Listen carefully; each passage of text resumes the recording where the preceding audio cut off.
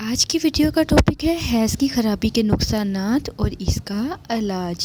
حیض کھل کر نہ آنے یا تکلیف سے آنے یا بند ہو جانے سے کئی قسم کے امراض جنم لیتے ہیں، مثلاً چکر آنا، سر کا درد اور خون کی خرابی کے امراض جیسے خارش، پھوڑے، پھنسیاں وغیرہ۔ حیض کی خرابی اور ڈراؤنے خواب۔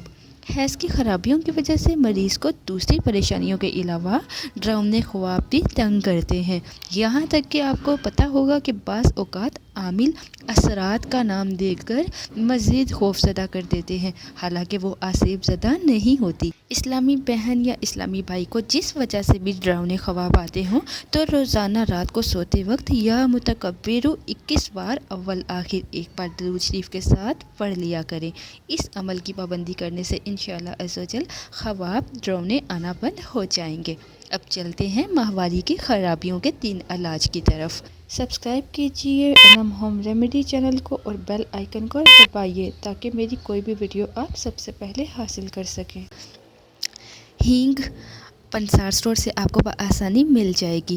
ہینگ کھانے سے رحم یعنی بچہ دان سکڑتا اور حیض صاف آتا ہے۔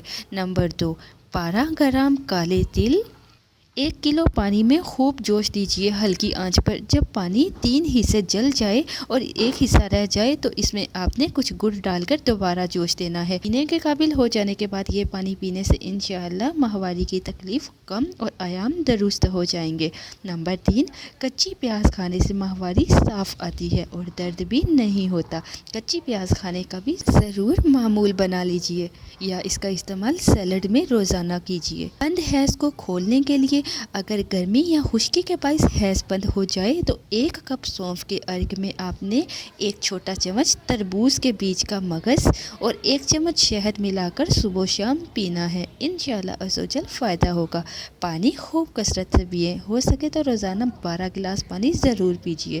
نمبر 2، 25 گرام گڑ اور 25 گرام سونف 1 کلو پانی میں جوش دیجیے۔ اندازاً جب پانی 1 پیالی رہ جائے تو چھان کر گرم گرم آپ نے اس کو پینا ہے۔ تحصیل شفا، روزانہ صبح اور شام آپ نے 1 کپ پینا ہے۔ اس علاج کو جاری رکھیں، انشاءاللہ آپ کا حیض کا جو مسئلہ ہے ٹھیک ہو جائے گا۔ مسور اور خشک غذائیں ماہواری میں رکاوٹ بنتی ہیں، لہٰذا ان ایام میں خاص کر ان غذاؤں سے پرہیز کیجیے۔